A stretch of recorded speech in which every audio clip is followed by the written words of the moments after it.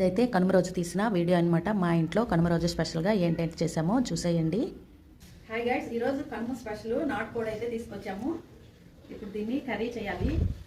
Next ఇంకో side వచ్చేసి గారెలు వేస్తున్నాను, ఉల్లిగారెలు వేస్తున్నాను అనమాట.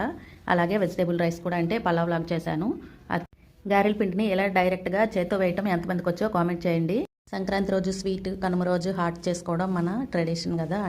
అంటే ఎక్కువగా నాటుకోడి కూర గారెలు చేస్తూ ఉంటారు. ఫైనల్గా ఇక్కడ వంట అయితే అయిపోయింది. ఏంటేంటి చేశానో చూసేయండి. ఇదిగోండి, ఫస్ట్ అయితే ఉల్లిగారెలు చేశాను. నెక్స్ట్ ఇక్కడైతే నాటుకోడి కూర చేశాను. ఇదైతే అప్పుడప్పుడు మాకు నాటుకోడి అయితే ఇక్కడ దొరుకుతూ ఉంటుంది.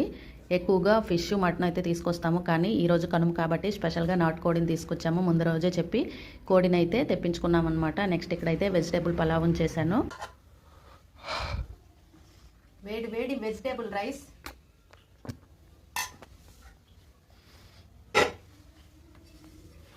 నాటుకోడి చికెన్. ఇక్కడైతే మా పెద్దోడు వీడియో తీస్తూ అంటున్నాడు, మమ్మీ నాటుకోడి చికెన్ అనకూడదు, నాటుకోడి కూర అనాలి అంటున్నాడు. మీరే చెప్పండి ఫ్రెండ్స్, నాటుకోడి చికెన్ అనకూడదా? నాకైతే అలానే వచ్చేసింది, అలవాట్లో పొరపాటు అనమాట. నెక్స్ట్ వచ్చేసి ఉల్లిగారెలు చేశానమాట.